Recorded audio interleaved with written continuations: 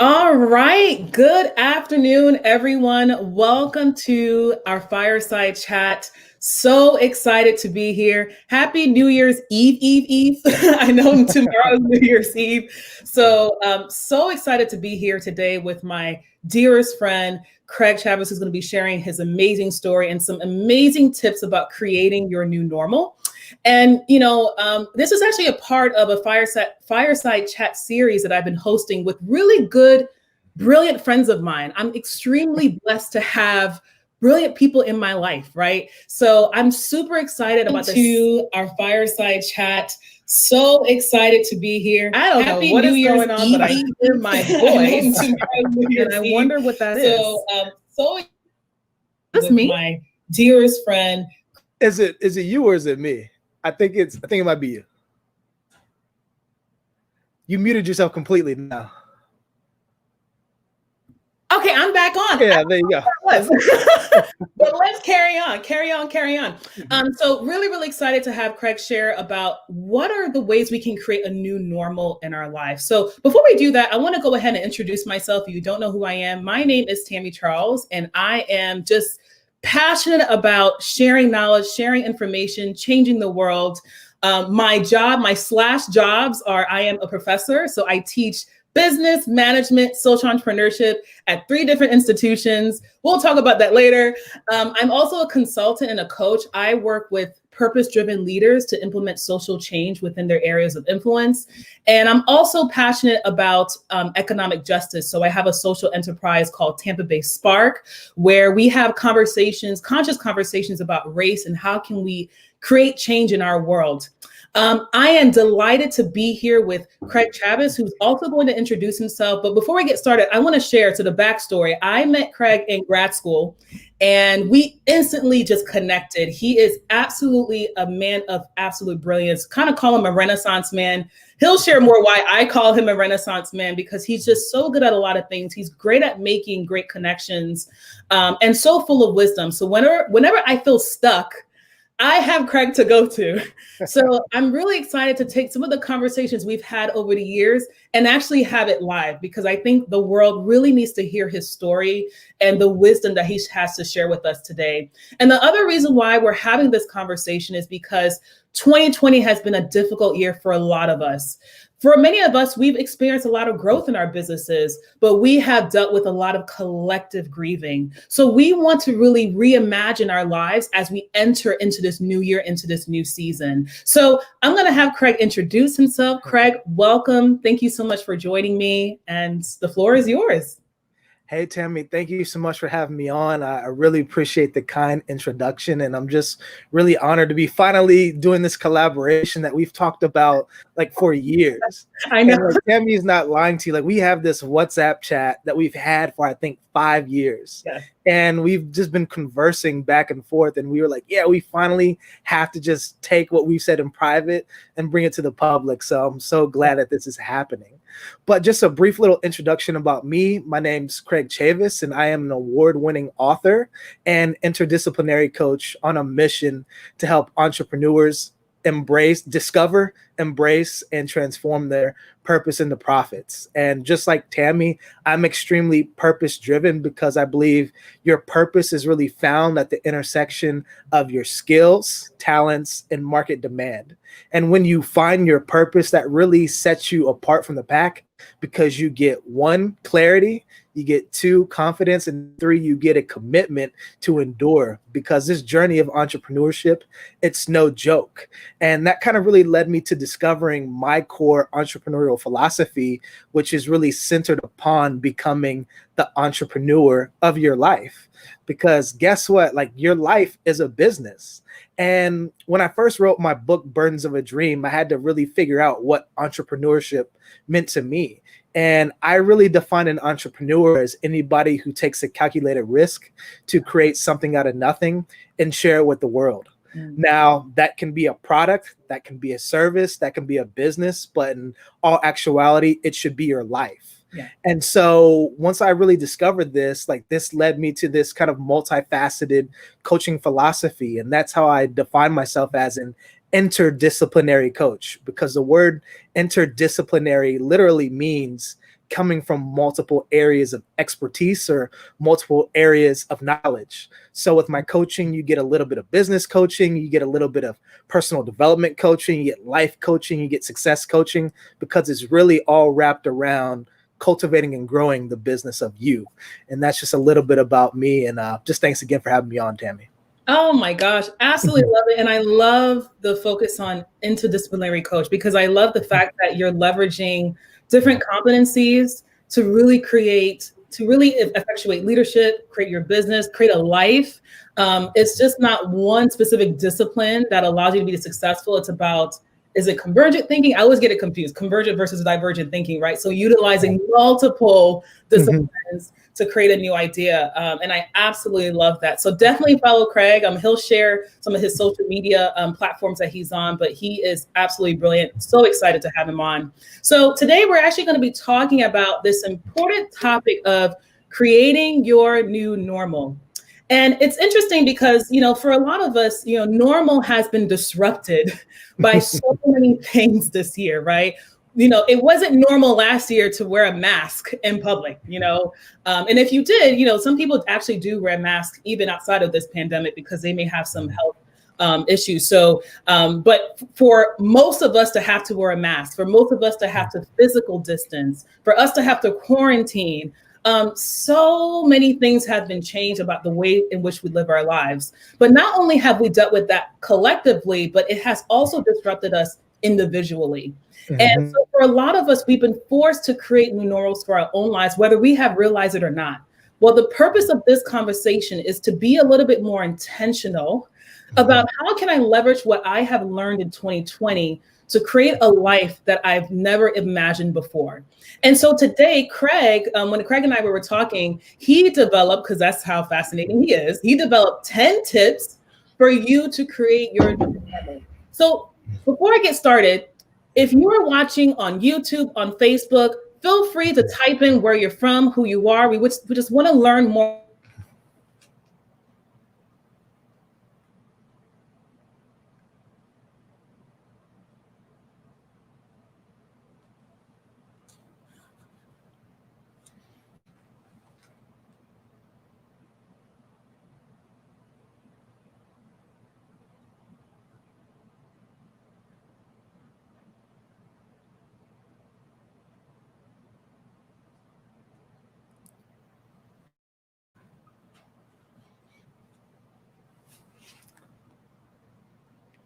I'm back on. Thank you to my amazing internet. I got kicked off. So gonna continue. So really want to share, what are those 10 things that we all can do to really, really create a new normal in our lives? How can we live life with intention, right? So I had this saying when I first started out in my career, I was so tired of life happening to me. I want to happen to life, right? I want to show up and have more influence, have more say in what happens to me, right? So for a lot of us, we have that desire to take more control of our lives. So the conversations today is, well, how can we leverage these 10 tips to create our new normal? So I'm going to jump right in because, Craig, you had 10 amazing, amazing things to really talk about as it relates to creating our new normal for our lives. So I want to start with the first one, and then we'll kind of continue through. The other thing that I'll share with the audience is make sure you have a pen and paper ready, because Craig is about to drop some notes. And for those of you who are planning out your 2021, this is a really, really good time to take some notes and just allow what he's saying to really inform how you plan your next year. So I'm going to start with the first one. The first tip you mentioned is to write your goals in the present. Share more about that. What does that mean to do that? And why is that important? So I actually kind of want to switch it up a little bit because I want to give people a little bit of context into how I came to this mentality of creating your new normal. Yeah, And love so it. a little bit about my background is that I'm originally from Cincinnati, Ohio. But growing up, I moved around a lot because of my father's job. So I was constantly having to get used to creating a new normal for myself because I was uprooted to new communities. I ultimately wound up going to multiple high schools, but what kept me grounded was athletics. I was good enough to get a Division I football scholarship that took me down to Birmingham, Alabama, which was way different than what I was used to. But my whole identity was wrapped up in the sports. Like I was pretty good, maybe good enough to make pro level on special teams or on a practice squad. Like I was really talented. But my sophomore year, I suffered a career-ending injury that really led me to a spiral of depression. And so I almost dropped out. But it was really my Spanish professor that intervened in my life and convinced me to study abroad in Costa Rica to clear my mind. And that experience of going to another country, learning a new language, meeting people from a different culture really set me on this new trajectory to become this kind of international businessman. And so I got back, I started DJing to make ends meet because I didn't have my full athletic scholarship anymore. And I used a lot of those proceeds to invest in studying abroad in Spain for 6 months. And that got me addicted to travel. And so I got out of Alabama in 4 years. And when I moved to Tampa to attend grad school and get my MBA, that's when I met Tammy. And I knocked out the MBA in a little over a year, which is not that normal. It's very quick. And once I was finishing up with that process, I was interviewing in New York and San Francisco for different jobs at tech companies. But I didn't see anybody who looked like me or really who thought like me in these environments. And I actually winded up not getting any job offers from any of the companies I was interviewing with. And so at that moment, I really had to decide what I was going to do for my future. I had to figure out how to manifest my future into reality because up until that point, I was really just following my parents' oversight. Like they wanted me to go to school, they wanted me to go to grad school. But after I didn't get a job, what was I going to do? And so luckily I ran across a Peace Corps recruiter who loved my background, my entrepreneurial nature, my fluency in Spanish. And I got the opportunity to serve in the Peace Corps in Peru for 2.5 years.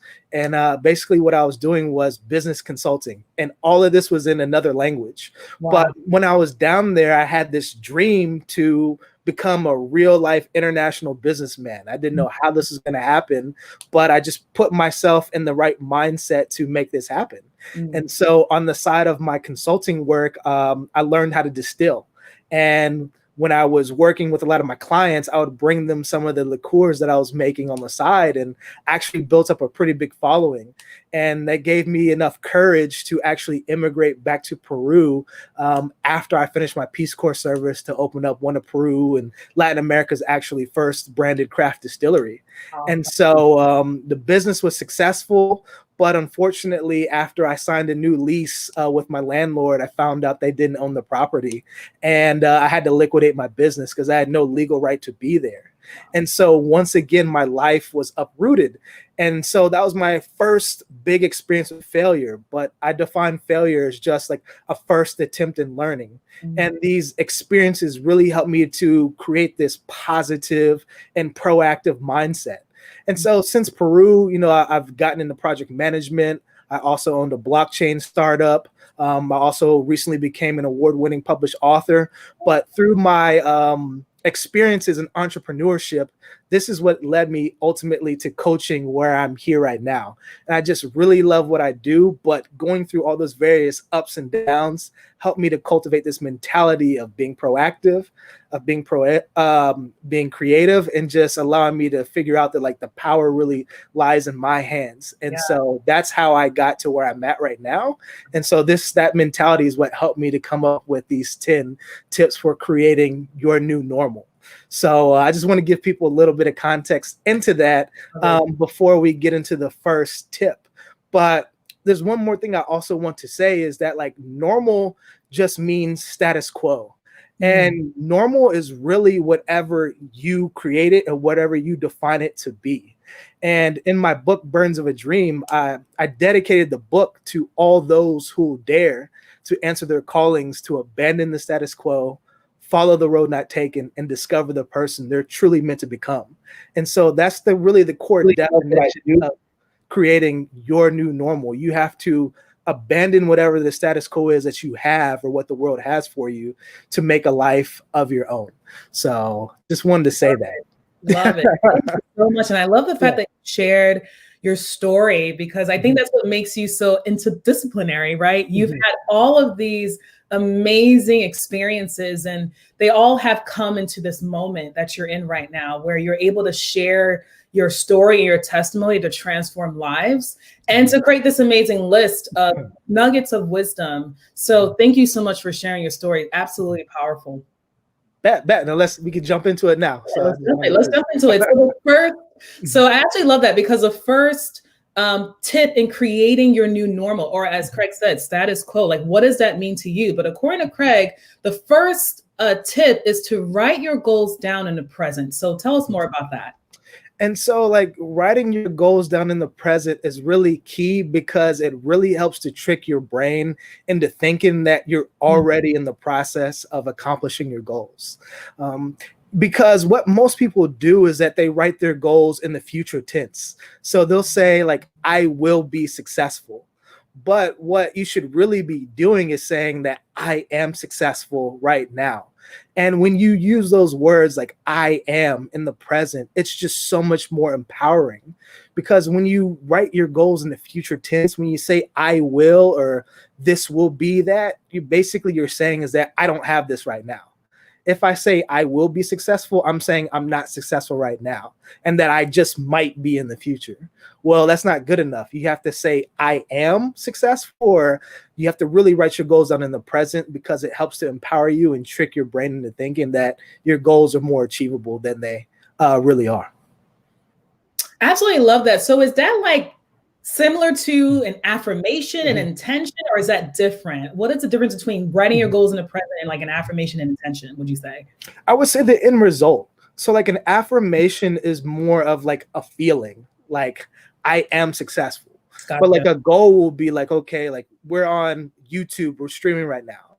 A goal will be like, I have 100,000 subscribers.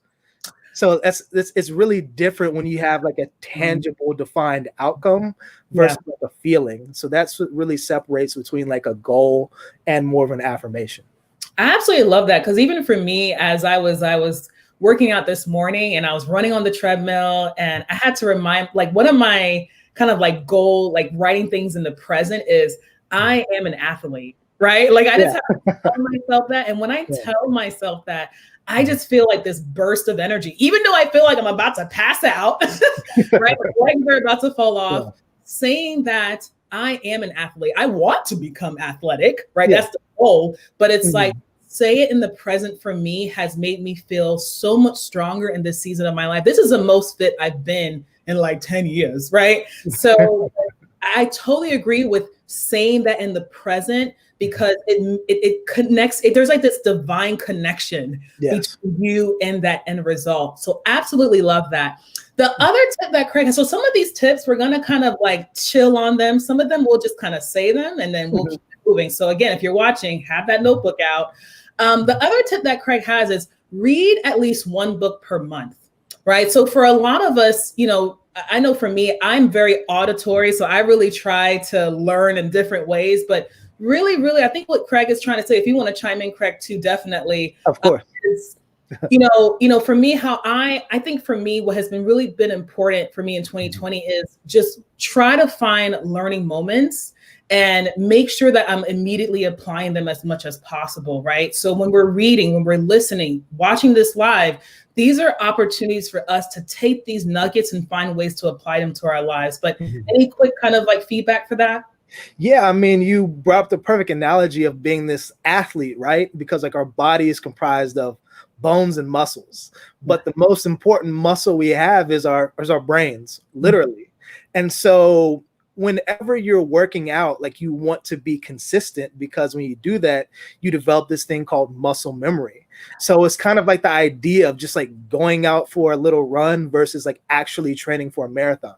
Because guess what? Life is a marathon. And so with that, you should constantly be working out your mind. And one of the best ways to do that is to read one book per month. So you're constantly bringing in new information, but you're also teaching your brain to retain more information and also develop capacities like speed reading, where you're able to filter out junk and only retain like the most important nuggets that you're reading. So you got to really consistently exercise your mind, and reading is one of the best ways to do that. I absolutely love that. And I think this is a great connection to the next point, which is we have got to review our personal finances and create a budget. This is for me too. Yeah. It is so important for us to manage our finances this year. We have to normalize that, right? Yeah. Normalize saving and budgeting. And so that is an important tip about making sure that we are financially healthy, because one thing, and I share this with a lot of with my students too, is when you're financially healthy, there's implications for the rest of your life, right? Like, I know I have money in my savings. So if I have an emergency, something unexpected comes up, because a lot of things happen to us this year. We all have seen that we can't depend on our government, any stimulus checks. So we can build wealth for ourselves. Let us do that. The next tip that Craig has is plan out your weekly schedule. So tell us more about that. Well, one of the things people really value too much is this whole concept of time management, because it's really been programmed into our minds. Well, in all actuality, what supersedes time management is energy management. So for example, when I use my Sundays to plan out my weeks. And so I know every day during each period of time that I have certain things to accomplish. And so by understanding that between noon and 1 o'clock on Wednesday, December 30th, I have this event, it allowed me to manage my energy in a way that I can show up more filled up. And so a lot of people really waste their time because they waste their energy. And so by understanding when you should best use your energy, you actually produce higher yields. And so that's why energy management is really more important than time management. And then kind of one of the other little nuggets here by planning out your week is that you learn how to set your boundaries. And in all actuality, boundaries set you free. And so when I know when I have to work, when I know when I have to work out, when I know that I have to be around my friends, or when I have to be around my family, I can dedicate that time that I allotted to them to give them my highest version of myself. So that's why I'm really adamant on really scheduling out my time, because it actually makes me more flexible to do what I have to do. So it's counterintuitive, but it really works. I love that. You said boundary is freedom? Boundaries set you free. Boundaries set you free. Absolutely love that. And so when it comes to planning out a weekly schedule, are there any tools that you use, like a planner? What do you use to kind of help you plan? So we're in a digital age right now, and honestly, Google Calendar is the greatest thing since sliced bread. Like, I have multiple calendars, 3 or 4 calendars, and they're color coded, but it sounds chaotic, but it's really not. And like, I honestly know every day that I have to work 5 hours or 3 hours or 8 hours. Like, everything's really regimented, and it's just a simple scheduling tool that I have that allows me to really manage my energy and my time. Love it. Love it. I use Google Calendar too, and I have all the color codes, especially for the 5 jobs that I have. So if I don't know what's what, I won't show up to class or teach. I won't show up to my coaching meetings. So I totally agree. So plan out your schedule, manage your finances. And I know for a lot of us, it's like, this is something I know I need to do, but it's like, it's important for us to be intentional. We want to create a holistic life in order to create this amazing new normal. So the next one, so we're at number 5. If you're following, we're at number 5. Number 5 is really amazing because, Craig, you kind of talked about, like, when we're managing our energy, when we're creating those boundaries, a lot of it is, if I know I have to reconnect with an old friend or family member, which is the next one, right? It's about making sure, what do I need to do with my time, and how do I manage my Google Calendar to make sure that I can carve out time for my friendships, for my relationships, which is so important. I know for me, for a lot of people who know me, I love to work. I love to get stuff done. I am an achiever. But one thing that I have learned, and especially going into the next year, is I think it's extremely important for me to look at my calendar and determine, how can I carve out time for my friends and be intentional about that, so the work doesn't become an excuse. So for a lot of us, all of these things are connected. Our ability Mhm. to manage our finances is connected to our ability to connect with people better, because if we're stressed out about money, we don't want to deal with anybody, right? Our ability to read and write our goals in the present and to deal with self-management, grow in our emotional intelligence, all of those things are connected. So the next one is to find at least one digital mentor on YouTube. Tell us Yeah. just a little bit more real quick about that. What do you mean by finding a digital mentor? So, like in life, I learned this very quickly because I often learn my lessons the hard way by trying to just do things like on a whim. Yeah. And when you're young, when you don't have much to lose, that could work. But as you get older, or just in general, it's not the smartest way or the most effective way to learn. And so when you bring in a mentor, this really helps to expedite your learning and personal development because you're able to learn from other people's experiences. And like, there's really no reason to make a mistake in life when you could learn how to avoid that from just studying other people. And so, like I said, like we live in a digital virtual age, and there's no excuse not to learn anything new. And so for me, YouTube in general has been like one of the greatest blessings ever because as I mentioned earlier, like I used to own a distillery in Peru. Well, how did I figure out how to do that? Like I went on YouTube and just learned how to distill and then applied that and practiced that. And I learned how to build a business just by watching other people's videos. And through that, I was able to find a mentor, a person who actually wanted up investing in my business because I reached out to them through the internet. So it's just more about constantly learning and bringing new people into your life to really help to expedite your growth. And that's really what I do for a living is like I'm a mentor to new entrepreneurs. And by them working with me, they're able to get results quicker than if they were just to do it on their own. Absolutely love it. Are there any like people you recommend on YouTube, or who's kind of like, who are you following? Well, the recommendation really is just to find people who are already doing what you seek to do or whatever you're interested in.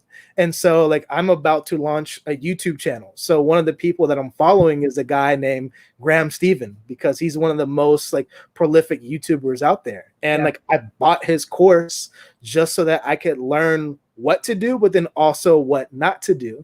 And by doing that, I'm really going to expedite my growth for my channel and also for my business because I'm following somebody that's already established. So that's just like one quick example on how you could do the same.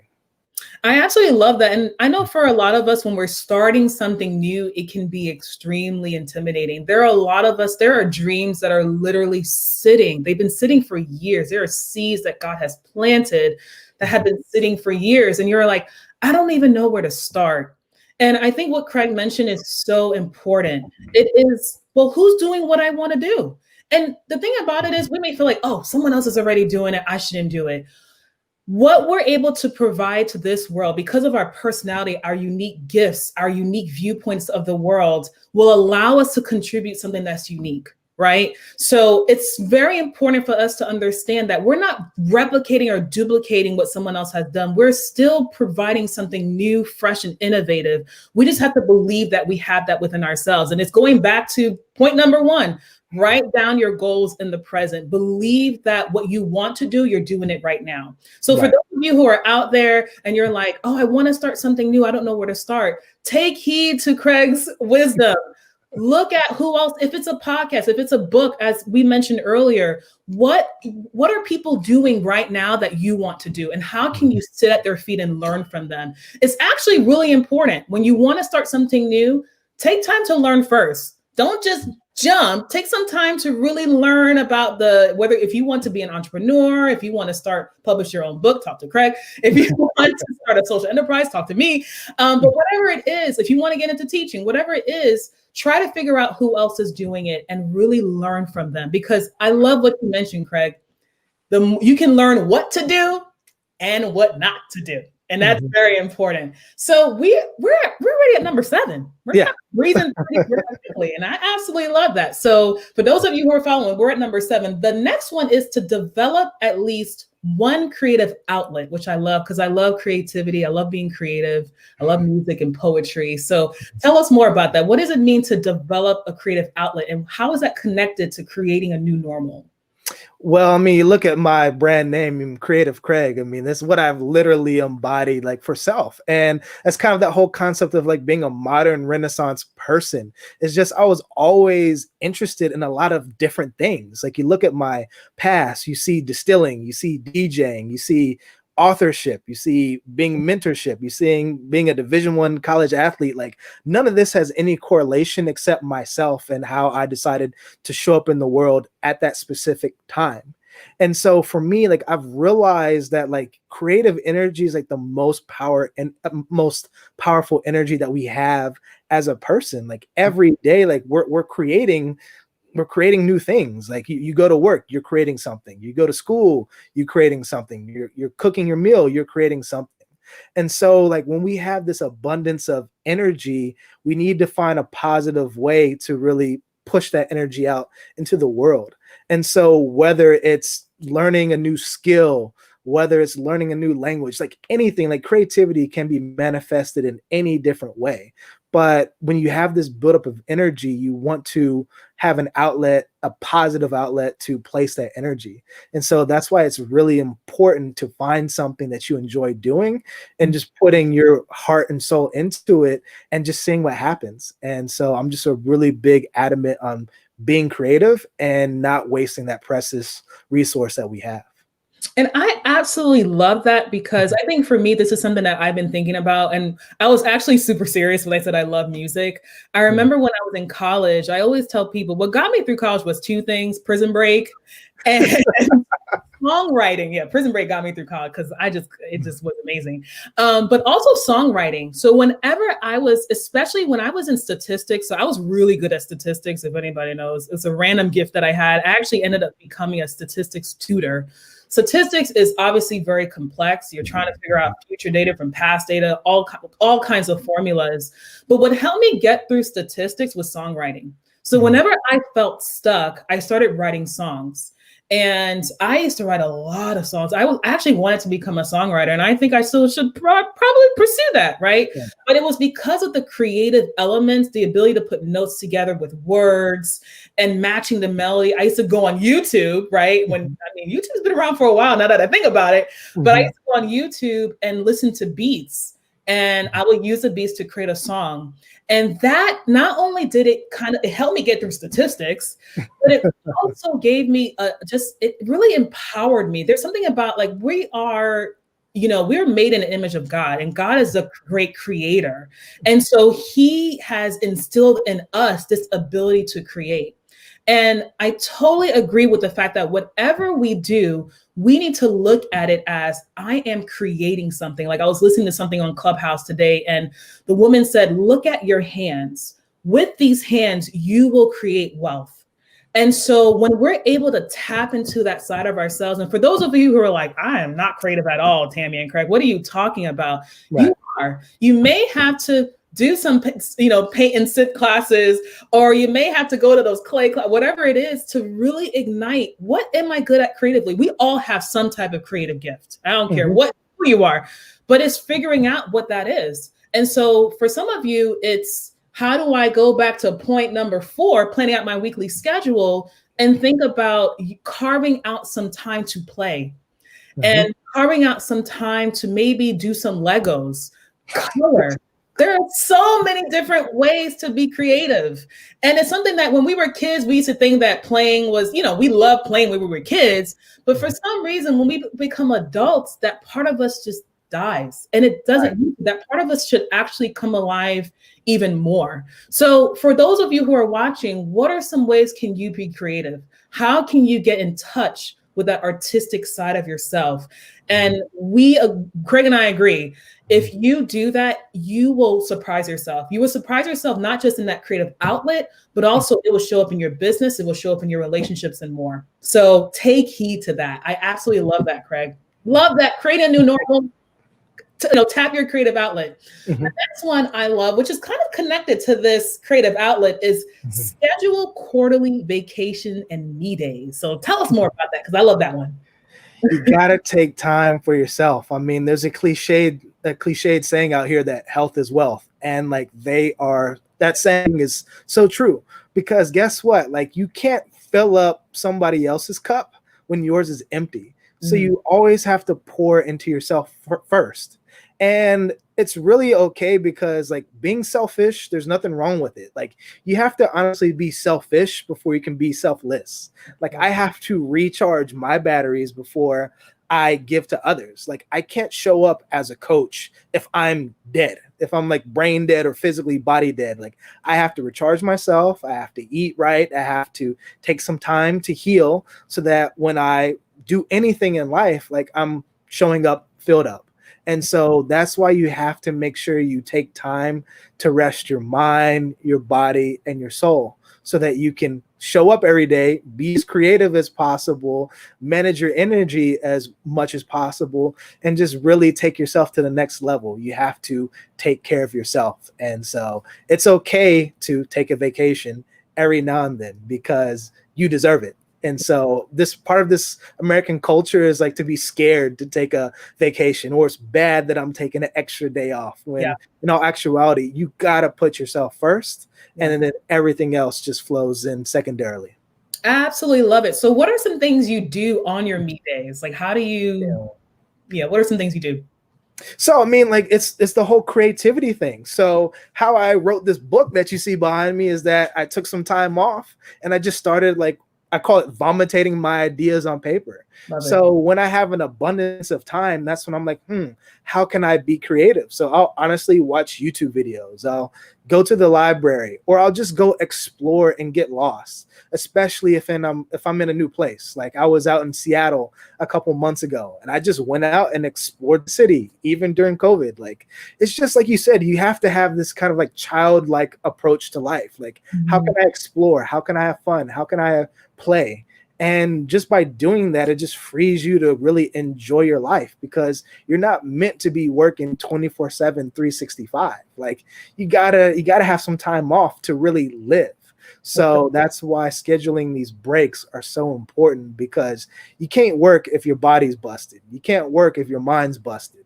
So you have to put like your mental, spirit, physical health first before you do anything in life. Absolutely love it. And this is something that, for those of you who know me, I love taking personal retreats. It's something that I started, especially when I was overcoming depression. I started taking these retreats because I felt like I needed that time to immerse into my emotions, into myself, into my soul, and really deal with myself. A lot of things that, Craig has talked about in this list of creating new normals, creating your own new normal, is about working within yourself. If you don't deal with areas of insecurity, if there are areas that need to be healed, if there are losses that need to be grieved, if you don't deal with that, it becomes extremely difficult for you to manage your finances, for you to take care of your health, which deals with this next tip that we're about to talk about. So it's very important to, self-care is not just about, massages are great, getting a facial is wonderful. I'm about to do my first Reiki healing session, dealing with chakras and stuff. But I know another piece about having those me days is taking some time to deal with your finances. Maybe that me day is, let me take some time to budget. Let me take some time to figure out the meals that I need to eat. Let me take some time maybe to read a book, or to be more creative. Again, a lot of these tips are interconnected. When we think about creating a new normal, what are some of the things? Again, the question we're going to ask throughout this live is, what are some things can we begin to normalize? How can we make me time a status quo? It's not just some extracurricular activity, or I'm going to do something special for myself, which is, it's true, it's special, but that needs to be status quo. Like rest needs to be, Tammy Charles, status quo, because Lord knows I struggle with that, but it's super duper important. I can tell you right now, when I think about this year, I've been telling people personally, now individually, collectively has been tough. Individually, for me, 2020 has been my best year, if not in the last 10 years, because I decided to consciously deal with my ish. And it was hard, right? So I scheduled me days to deal with why am I so angry, or why am I struggling with this? Where are some of these insecurities coming from? One thing I would do is I would schedule my therapy sessions before my vacations at times, just so that my therapist can bring up some things that I need to reflect on. And I tell you, it has allowed me to move through life with a little tiny bit more ease. So those me days, make it mandatory. Those weekly sabbaticals, quarterly retreats, vacations, whatever is meaningful to you, make it status quo, normalize it, because it will pay dividends in the future. It will pay even dividends now. And then the people around you will love it. They'll be, when you're more at peace, you're able to love people more. And I love what you said, Craig, about you can't pour out from an empty cup. And I know that I've made that mistake time and time again. So it's very, very important for us to be filled in order to pour into others. So absolutely powerful. So we're already at tip number 9. Yes. Tip number 9, yes. Those of you who are following, tip number 9 is eat healthier and prep meals 5 days a week. I was just talking about this because it's so tough. What tools can you give to us? Like, how can we be a little bit more how can I be more disciplined in this area? So like you said, everything is intertwined. And one of the ways that I leverage my Sundays is not only to plan out my week, but to really cook my meals for the week in batches. And controlling what you intake mentally is important, but also physically, because you're not going to have any energy if you're not feeding your body properly. And so there's many benefits to just eating consistently and planning out and making your own meals. It's just you create a routine. This helps to establish more discipline.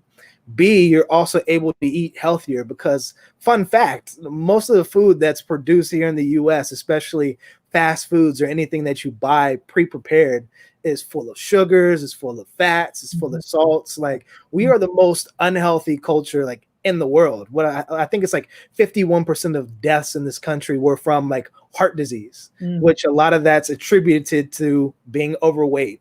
I think a third of the US population is obese, and I think half is overweight. Well, you can't really show up filled up, I'm gonna use that word again, if you have no energy, if you're out of shape. And so just learning how to cook healthier is not only going to add more years to your life, it's going to add more money to your wallet, because eating out is expensive. And you get to save a ton of money in bulk and eating, maybe a couple of the same things during the week, so that when you do get to the weekends, you can indulge a little bit and you actually appreciate it more when you're I'm gonna eat the same things 4 or 5 days a week, but that's going to help me to get into better physical shape. But when I do have this one cheat meal, I'm really going to enjoy it. So really controlling your intake of what you eat is super crucial to showing up and performing at your highest levels. Absolutely love it. And I'm telling you, it plays with your mind. I know when I'm not eating healthy, when I'm not working out, I am more vulnerable to negative thoughts. Yeah. I'm more vulnerable in my relationships because every little thing I take as offense. I mean, it's about creating, when we think about creating your new normal, it's about creating a life that allows you to show up the best way you possibly can, right? So when it comes to health, we can't emphasize it enough. It's very important. One of the things I actually started doing, so I plan to do my meals because it's very important to me. I work out all the time, but I'm not seeing my gains because so it's a problem for me. Yeah. So I know I have to meal plan. But the other thing that, I think it's extremely important is I've been developing my own personal board of directors around health. Yeah. It's really important. And I'm doing this too, y'all. So take heed. I highly recommend so my insurance changed this next year. So I have to get a new primary care doctor, all those things. Plan those things out in advance. If you don't do it, if you already do it, then cool. I'm doing it. I didn't realize it's something I needed to do until recently. My dentist, dermatologist, my primary care doctor, my gastroenterologist, optometrist, plan your personal care board of directors, your healthcare board of directors now, so that by the time the year starts, you're getting your annual physical exams. If you're a woman, even if you're a man, breast cancer checks, all types of checks, just make sure you're getting those blood exams just make sure you are proactive with your health. Because one of the things that can cause us to fall down quickly is our health. We're not able to show up for our business. We end up having sick days. And yes, we get sick. Things happen that are beyond our control, but you want to try to be as proactive with your health as much as possible. Now, not just your physical health, but your mental health. I think I mentioned it multiple times. I have a therapist. Now, I am pretty much mentally healthy. This is the most healthy year mentally I have ever had. But I tell you, I still talk to my therapist because she still really helps me think proactively. What are some things I need to think about as I'm preparing for my future, as I'm dealing with my relationships? Like I'll have a conversation with her and she'll be like, oh, what's that thing right there? Why are you thinking that way? Why are you using that kind of language? I would never pick it up if I did not talk to my therapist, right? Life coach, like have that personal board of directors. I have one for my career, but have it for your health because it is extremely important. And as Craig mentioned, it starts with just simply planning out your meals. One thing I've had to learn is I can't just eat because it tastes good. I gotta eat because it nourishes my body. As I was running on my treadmill today, and I don't know if this is a word for somebody because it was a word for me. So I was running on my treadmill today and I felt like God said, diminish or remove your soul ties with food. And it literally like, boom, like totally, I'm like running. I'm like, oh snap, was that the Lord? Like some of us have like soul ties. Like we use food to, make us feel better. We had a tough day. We're dealing with a breakup and we're stressed and all that kind of stuff. And I know for me, I have used food to help me get me through some things. But I am learning that if I'm down, I have to use something more productive and healthy to deal with those unhealthy soul ties with food. So if you're like, I don't know where to start with yourself, figure out what's causing you to not plan out those meals. I know for me, it's something deeper. Deal with that. I have a therapist and really, really work on, planning out those meals because it's so important. Oh my goodness. So we are at, drum roll. I don't know if you get a drum roll. Number 10. Number 10. Decide who you do not want to be. Now we're gonna spend a little time on this because this is big, right? So I'm gonna let you take the floor on that one. Oh yeah, no, this is super critical because growing up within this culture, within this country, we're always asked the wrong questions. And so growing up, every one of us was asked, what do you want to be when you're growing up? And I guarantee nobody answered that question with any type of conviction because it's so hard to just pinpoint that one thing that you want to do forever. And this world is changing so quickly that you have to be a person who's multifaceted, who's dynamic. And I used to hate this because I was always this quote unquote generalist. And people are like, you have to specialize. You have to do one thing. Well, being Creative Craig, it's not possible to do that. And so as I was just going through my life journey, as I explained, like when I got done with my MBA, like I was like on this quote unquote corporate path. And when I was in these interviews, I just knew deep down inside, like, this is who I didn't want to be. I didn't just want to be this person in a cubicle for 30, 40, 50 years. And so at that moment, I decided like this wasn't going to be for me. And so when I was able to decide, like, I didn't want to be here, I didn't want to go right, I didn't want to go left, I didn't want to go back. The only direction I had to go was just forward into the unknown, like serving in the Peace Corps. And so like when you ask yourself the right questions in life, you'll get the right answers. But when you know that like you have a bunch of possibilities that you want to consider, just the most strategic way to move forward is to eliminate the things that don't work for you. And so when you eliminate the negative, you're left with more positive options. And so this process of elimination by asking yourself, who do I not want to be, gives you this priceless thing called clarity, which most people don't have. And when you have clarity, you have a sense of direction, but more importantly, you have a sense of power, and you're able to move forward in life more intentionally, and you're able to manifest things that will bring nothing but more good to you. So that's why you have to really ask yourself in 2021, who do I not want to be? where do I not want to be? What do I not want to do? And that's just going to leave you with a pool of more positive options. And you'll be so happy that you ask yourself this right question. I absolutely love that. That's so powerful because it's connected to what we talked about for time management, right? So when we think about planning our weekly schedule, and this is going back to what Brianna Wilkerson said yesterday in our fireside chat, is this must do, should do, like to do, right? She created this, and I actually wrote it down last night. I actually have my little clipboard right here. What must I do? What should I do? What would I like to do? And usually our should and our likes are just distractions. So we have to kind of, or we can delegate them and say, maybe have my assistant or have TaskRabbit do it. But what must I do? And because the TaskRabbit built my desk and my bookcase, I always like to do, and I'm not going to do that. Right. So, but the must I do is that list that Craig curated for us so brilliantly. Those are must do's, right? Yeah. You must take care of your health. You must read a book per month. You must plan out your meals and your time. Those are must do's. Now, the likes to do may, for me, like I was telling Bree yesterday, I would like to eat that extra piece of pizza, but no, I must be focused on my health plan. So it's very, very important for us to begin thinking about who do I not want to be? And that really, as you mentioned, creates some clarity. The follow-up question that I have for you is, how do you do you write it down? Like, what are some things you do to help you stay focused on who do you not want to be? Oh, I had to go out the frame real quick because I got like literally 50 of these. And out of the 50, like 49 are filled. Like, I'm a big proponent of journaling. Like, you gotta write stuff down. One of the chapters in my book that you see up there is called The Power of the Pen.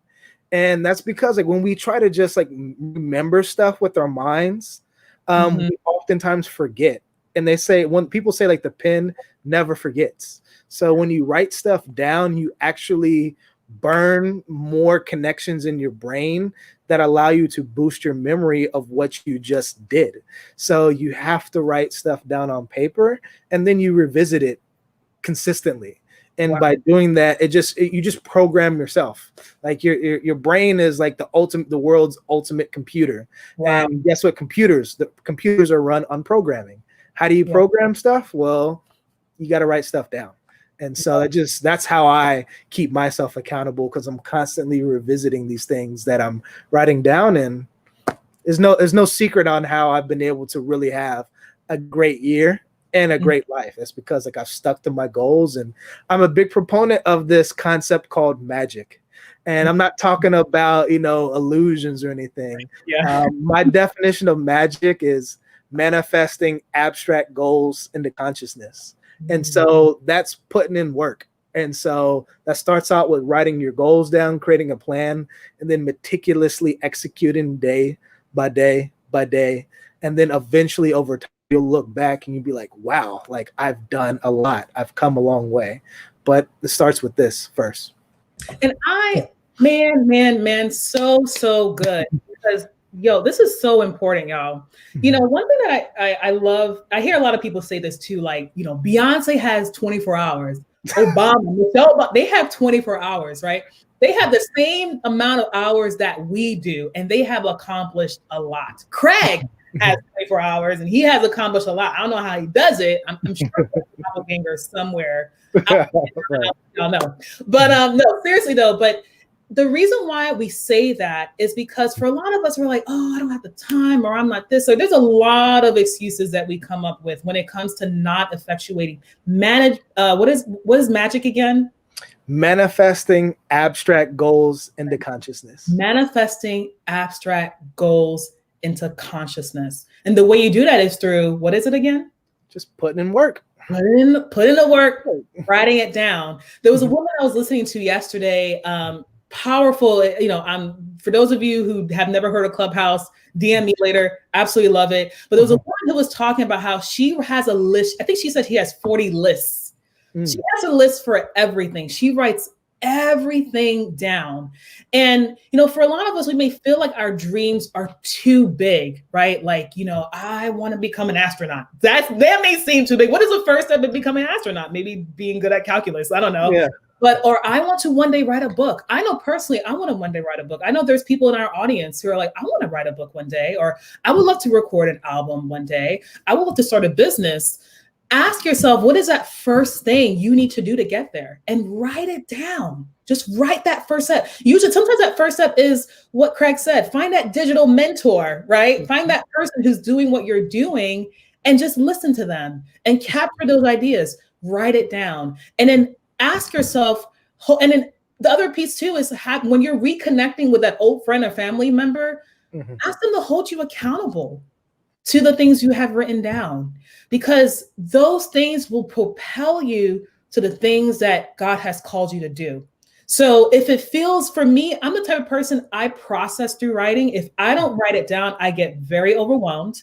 So if you're like, I need to write it down first, then do that, because it's almost like creating a contract with yourself. You're like, you know what? If I wrote it down, I want to commit to the things that I have written down. So it's as simple as getting a journal. There are some nice journals at Dollar Tree, y'all. There's no excuse. There are some nice filler papers at Dollar Tree. So don't feel like you have to get an expensive journal, whatever. Just loose leaf paper. Just write those things down and save them somewhere to hold yourself accountable. So I absolutely love that. So we reached all 10. Right. All 10. And Craig, you did a great job, because I saw that you shared it on Facebook. So if you're trying to figure out what those 10 things are, it's on Facebook. But is there any kind of like parting words of wisdom that you would like to share with us as we create our new normal in 2021? Yeah, I say one of the first things is that like regret is like a pill that shouldn't be swallowed. And so moving forward, just understand that like you really can't change the past. Like the only time that we have is the present. There's this thing I talk about, which is called 3D vision. And so 3D vision is the ability to learn from the past, plan for the future, but take massive action in the present. And so like your past is really there for you to learn from. Your future is really there for you to create, but your present is really here for you to do. So it's up to you to create whatever your new normal is. And just understand that like, everything you need, you already have. And if you don't know where to begin, look within.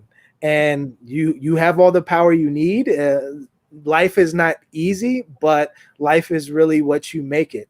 And the last thing I'll say is it's like always remember that like your external reality is not something that you can control, but what you can control is like what goes on in here. It's not easy. We never really truly master ourselves, but it's this process of mastery and becoming that's really going to help you to achieve things that you've only dreamt of doing. So yeah, so get out there, make it happen. We only got 1 day left in the year. And so make 2021 your best year yet by creating whatever your new normal is, whatever that shall be. I love that quote. If you don't know where to begin, look within. And I totally 1,000,000% agree. And when you talk about mastery, the book that has changed my life this year is this book of Mastering Your Emotions, because we are emotional people, right? We say that we try to be rational, but we're mostly emotional human beings. Our emotions can play tricks on us. Sometimes you wake up and you're like, oh, I feel great today. And there's other days where you wake up and you're like, I don't really feel all that. And it's like, how do you master what's inside? So I love that, this idea of if you don't know where to begin, look within. So we want to thank everyone so much for joining us. Craig, thank you for joining us and for sharing your incredible wisdom. I mean, those are those 10 nuggets, he gave us like free stuff here, man. That's worth a lot of money. So taking the time to really share with us all, how can we all create a new normal for our lives? And again, this year has forced us to do it already. So for all of us, how can we take those lessons? Like I saw, I love seeing stuff on social media, and I saw something about like 2020 was a year of a lot of lessons. 2021, apply them. Love that, right? So how can you take some time, get that journal out, write down your vision, make it plain. And as you're writing them, I'm gonna go back to point number one, write down those goals in the present. Mhm. Like, I am healthy, I am financial, I am building wealth, I am creative. Mhm. Those things, those 10 tips, those golden nuggets, turn them into those, affirmations, intentions, but write them as if they're in the present so that you are focused on reaching your goals. So thank you again, Craig. Thank you everyone for joining us. Have a wonderful, happy new year. We hope and pray that this upcoming year would be a year of blessings, of new ideas, of healing, of growth for us individually and collectively. Thank you all so much for joining and have a good one. Thank See you all. y'all. Thanks for having me on, Tammy. Thank you so much, Craig.